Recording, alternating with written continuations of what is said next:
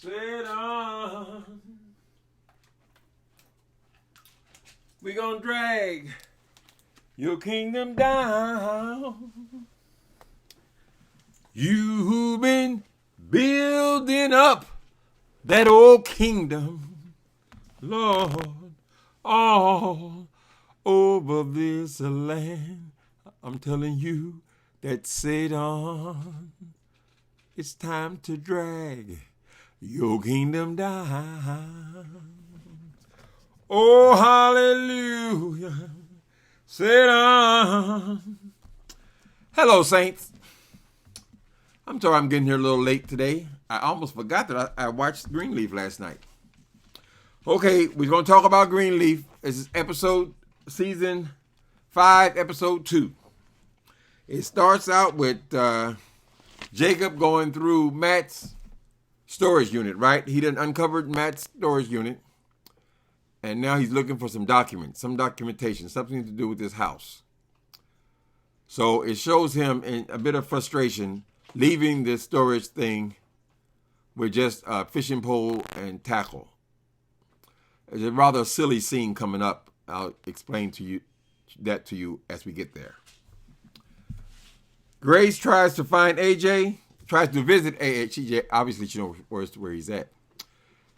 Grace trying to visit AJ, and this brat, who's been a brat since the day we met him, he won't see her.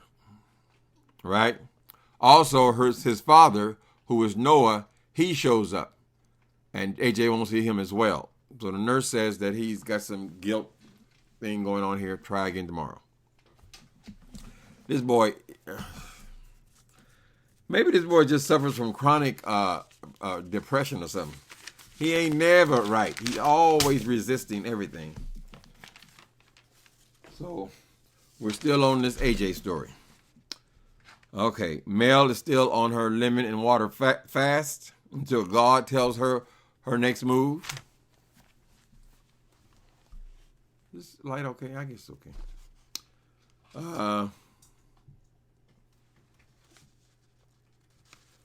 They show us early on in this episode, Bishop starting to forget things. I think there might have even been a hint at that last week about him forgetting things. I got news for you people. That's just natural, honey. As you get older, you forget things. Y'all think Joe Biden is not going to get in there and not forget things at 72 years old. You're mistaken. It goes along with it. That doesn't mean that the man is useless. It just means that he forgets things, right? So he's then forgot about their wedding plans, just something. Yeah, she's kind of identified that we already talked about that, James. He looks kind of dumb for a minute, and then he catches his place. That is exactly what it's like, Bishop. I understand. Then Grace contacts Darius, or Darius called her, and now Grace and Darius have gotten together because there's a preacher at H&H who Darius wants to interview about this Greenleaf situation. And he won't see him. He won't see Darius. But he calls Grace and asks Grace maybe she could pull some strings. So she says she'll ride out there with him. Apparently this is a couple hours away. So those two are together. They get out to this man's house. This is a white guy. And he seems to have some information, but he won't share it. He tells him to go away. Right. Then you see a scene where Bishop and May go to visit May's sister, Mavis' club. Remember Mavis, as played by Oprah Winfrey? She had a club there in town. They go to visit it, right? Because apparently Mavis gave the club to Grace. Everybody's always giving Grace stuff. Remember, she inherited all that money from her father she didn't know as well over his son, who he raised. Anyway, so Grace wants to give it to the church. They go to visit the church, and the place was a club, right? So Bishop, it has some historical value in the blues community. So Bishop's going around the room looking at all the old posters of the bands that played there and all of the blues people and so forth. May is not nearly as impressed with this building. She says if they're gonna take it over, they're gonna have to tear it down and rebuild it. Right? So I guess they would just take the land and just demolish the building. So apparently they got quite a few coins put away since they are destroying buildings and things. But he wanted to restore it, and she wants to demolish it. Since they're going to tear it down, they feel like they should at least let Mavis know that her club's being torn down. Even though it's technically Grace's building now, he feels like they should at least let her know. This is a historical site in downtown Memphis.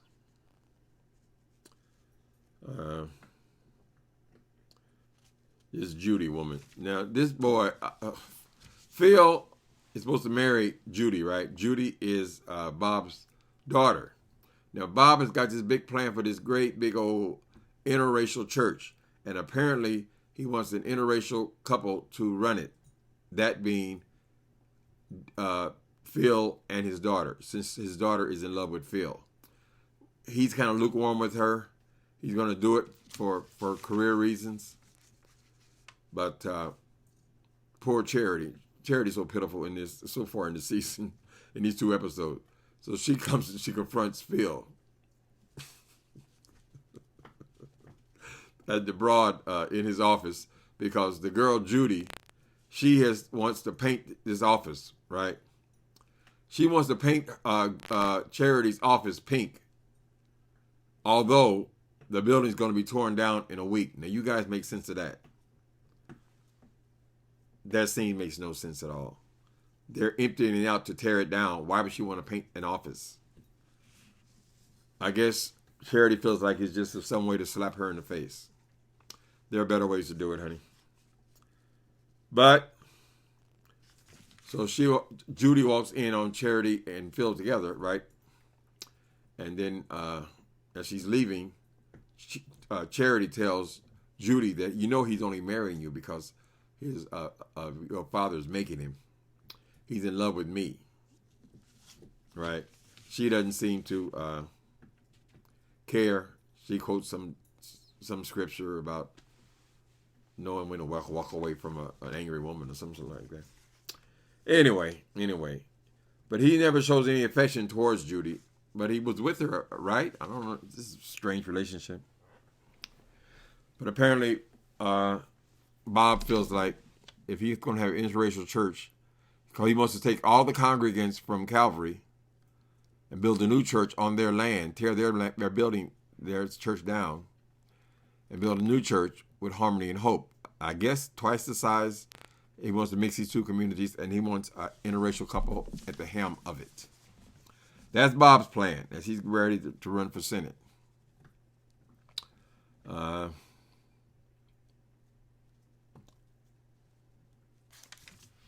there's I got to get caught up with this series because there's some scenes that just bug the shit out of me in this thing. Jacob and Clarissa are seeing the attorney, right? Clarissa's attorney. She says initially that he has to sign paper to sign over full custody of his children. Now, I guess Zora wouldn't necessarily need custody. Wouldn't have to get custody of Zora because she's a grown woman. But the boy, they have a young boy, a son, and he says, "What's this? You're signing over full custody." I never agreed to that. He takes about 30 seconds, and then he just goes on and signs the paper. So he signed over custody of his son just on a whim. I guess because this woman, Clarissa, has this information she feels that could destroy his family because she feels like they done murdered some woman to take over the house. Right? Anyway, he acquiesces, signs the paper. Now he's just giving up custody of his son. You're not giving up that child support though, buddy. The lawyer even tells him, you got to get a job because you got to pay all this child support. Fortunately, Zora is of age. You don't have to sign it for her. Okay. But so foolishly. How you going to just, no discussion, nothing? You just sign over it? Maybe she gave him a look or something saying, I got that paperwork. Clarissa. Anyway. Phil seems torn between Judy and Charity. So I guess he actually had feelings for Charity, but the whole time he was just playing Charity to get to church. So he got to church, and now he's saying that he has feelings for her. I wouldn't trust a rattlesnake like that ever again in life. Ain't no way in hell I'll want to have any desire to be involved with this dude after you saw the way he did your family to get his career. But she seems to still be stuck on him. And he seems to be somewhat torn between the two of them because he doesn't even hardly use words for his fiance. It's all done with looks.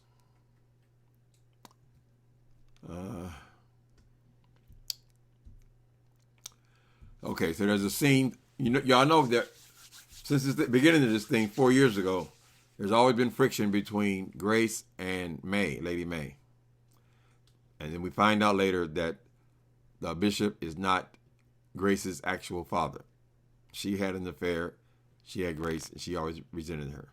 Well, now they actually have something, and it's pretty good acting here. It appears that they have something in common that they can meet up over. Lady May's daughter, Faith, committed suicide. She's never gotten over it. It's probably the hardest thing she's ever had to deal with in her life. She sees that now Grace's son, we don't know, son is attempted suicide. And she said, you have been given a second chance. If only I had had this opportunity, I understand where you're at, right? So those two bond. Grace is a little distracted, and up walks Charity, pulls up in her car. Neither one of these women are feeling Charity. There is a scene where Lady May goes off on Charity. And there's a separate scene where Grace lets her know her feelings. Even after Charity tries to come in with some weak-ass poem she done wrote about a child she lost. Grace is not impressed. Ain't nobody feeling Charity at this point, right? Neither one of them are feeling her, okay?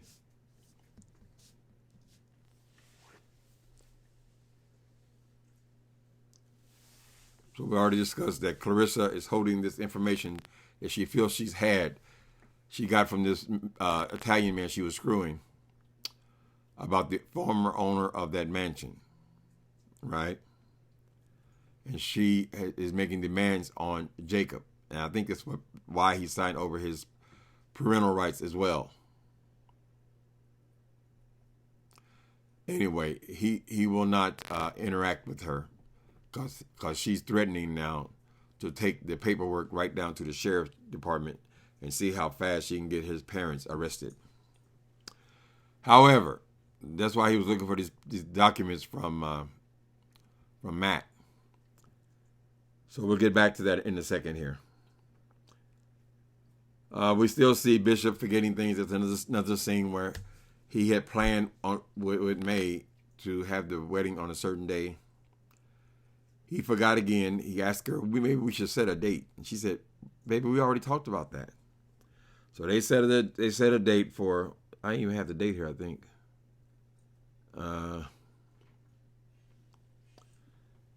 Yeah. Then he remembered. So they're both aware of the fact that he's losing his memory some. But that happens with all old people. It happens with me. Y'all know. So we don't know. Usually in fiction, if they start showing signs like that, then the next thing you know, the person's got Alzheimer's or they have dementia. They're not able to function. But you can function with not as good a memory as you had. So we don't know where that's going to go. If they're introducing something to us for a reason. Because they introduced his health before when he had a stroke or a heart attack. And then he got better. This is something totally different. Okay. Now this is a scene that I did not like at all. Jacob is taking this fishing pole he got from Matt's storage and the tackle box down to their little fishing pond they have there on the land, right? And he's showing him and the son are fishing. They're not catching anything. So he goes into the tackle box And out of all that junk that Matt had packed into that storage container, the one document that he was looking for, this will, is in the tackle box. Now, what are the odds, people? Come on. All the places to hide the will and all that stuff he had in the storage thing. He's been in there for days, apparently, looking for it. Only thing he takes out of there is the tackle box, and there is the will sitting in the tackle box. So now, he feels like he done found something important. He reads it, and we see at the top of it that this is the last will and testament. I going too fast for me to read the names, but we have to assume that this lady's last will and testament. And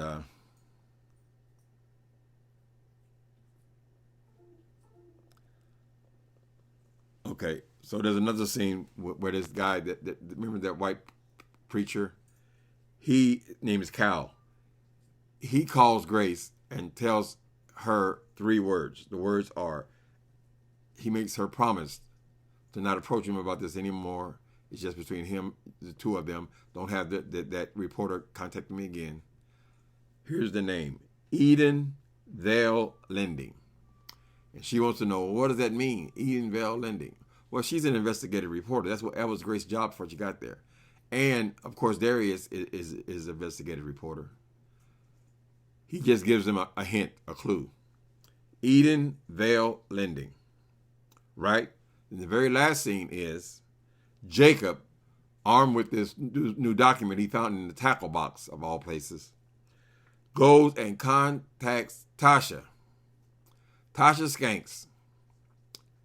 He said he needs to find Basie. Her answer to him is, Jacob, Basie is dead. Now, last year, we saw Jacob at a gas station. I guess there were some gamblers looking for him. So they showed these gangsters getting in their car and following him onto the freeway. But we didn't get any answers. So most likely, Basie is still alive somewhere.